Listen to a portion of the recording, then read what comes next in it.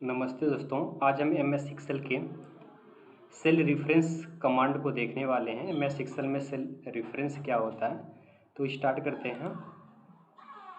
Cell address की अवधारणा में कंसेप्ट ऑफ सेल एड्रेस दिया गया है।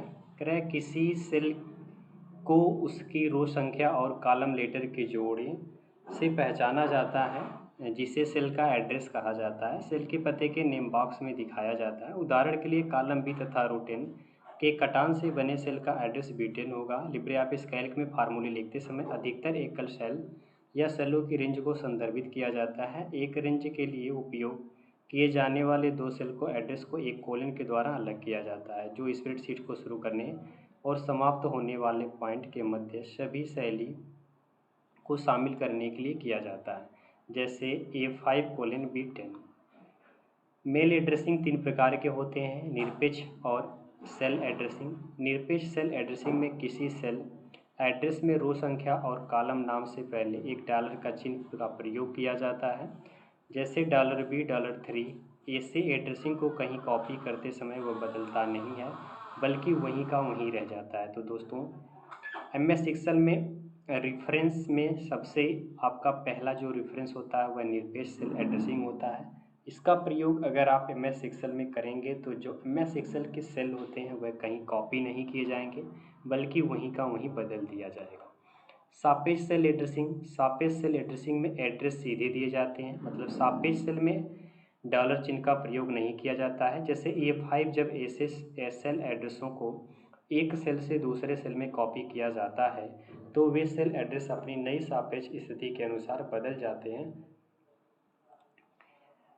दोस्तों, सापेक्ष सेल एड्रेस में अगर हम कोई भी एड्रेस लिखते हैं और उसमें डॉलर का चिन्ह नहीं प्रयोग करते हैं तो जैसे ही हम सेल को ड्रैग करेंगे तो अपनी नई सापेक्ष के अनुसार बदलते रहते हैं।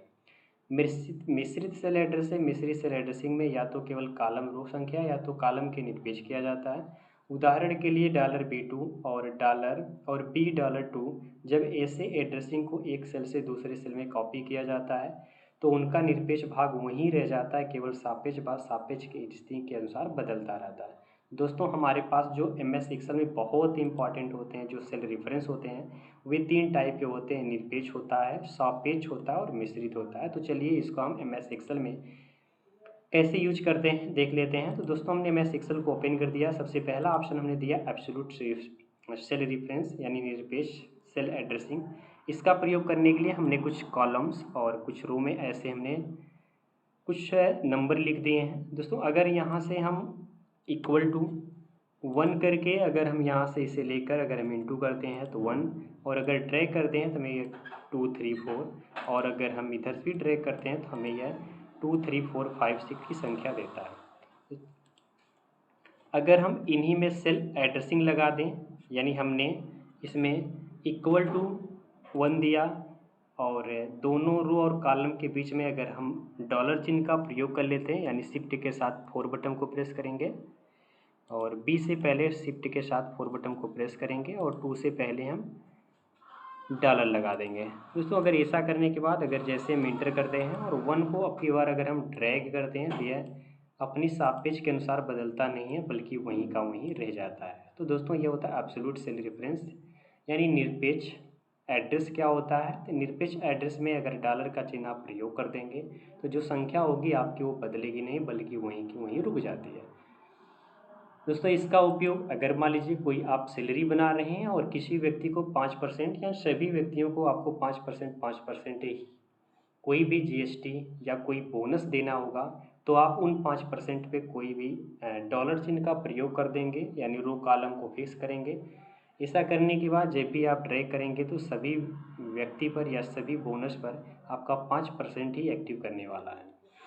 दूसरा होता है relative cell addressing. Relative cell addressing क्या होता है, रिलेटिव सेल एड्रेसिंग में यानी सापेक्ष सेल एड्रेसिंग होता है। इसमें डॉलर चिन्ह का नहीं प्रयोग किया जाता है, जैसे कि हमने इक्वल किया और 1 को लिया और इंटर बटन को प्रेस किया। अगर हम यहाँ पे देखें तो इसमें डॉलर चिन्ह का प्रयोग नहीं किया जाता है, हमारे कॉलम और रो में संख्या बढ़ती हुई प्राप्त होती है। तो दोस्तों, जो आपका सापेक्ष सेल एड्रेसिंग होता है इसमें डॉलर चिन्ह का प्रयोग नहीं किया जाता है। आप इसमें कोई भी संख्या एक लेकर ड्रैग करेंगे तो दूसरी संख्या दूसरे कॉलम में बढ़ते हुए क्रम में हमें प्राप्त होती है, यानी नई सेल के अनुसार हमारी संख्या क्या होती है, चेंज होती रहती है।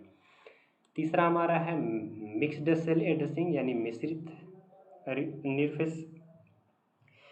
तो दोस्तों मिक्स्ड का क्या उपयोग होता है, मिक्स्ड का उपयोग होता है किसी रो और किसी कॉलम को फिक्स कर सकते हैं। जैसे हमने इक्वल टू दिया और इसको हमने क्लिक किया, आप F4 बटन को प्रेस करके भी डॉलर चिन्ह का प्रयोग कर सकते हैं। तो हमने F4 बटन को प्रेस किया और यहाँ से हमने डॉलर चिन्ह का प्रयोग किया, यानी $B27 करके। अगर हम इंटर बटन को प्रेस करते हैं तो जैसे हम यहाँ से ड्रैग करेंगे हम देखेंगे तो कॉलम में जो हमारा हो रहा है, यह कॉलम यानी जो हमारा वर्टिकली इस प्रकार से रो हो रहा है, रो में हमारी सापेक्ष अनुसार बदल रही है, जो कि अगर मैं कॉलम में ड्रैग करके खींचूं तो कॉलम में कोई भी वैल्यू बदलती नहीं है। ऐसा क्यों? क्योंकि हमने क्या किया था, $B दे दिया था, यानी जो आपका बी वाला कॉलम है वह लॉक हो गया।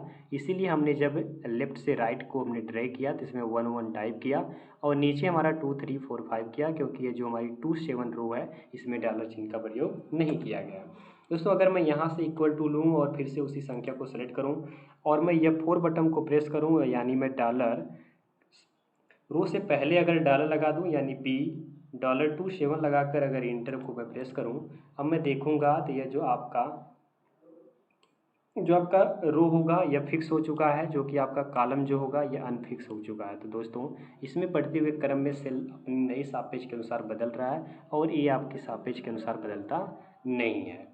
तो दोस्तों हमने MS एक्सेल में दूसरे पार्ट में देखा कि एब्सोल्यूट सेल एड्रेसिंग क्या होता है, रिलेटिव का प्रयोग कैसे करते हैं और मिक्स्ड का प्रयोग हम कैसे करते हैं। तो धन्यवाद दोस्तों, थैंक यू। हम अगले वीडियो में जानेंगे माउस पॉइंटर कैसे कार्य किए जाते हैं, माउस पॉइंटर कैसे कार्य करते हैं।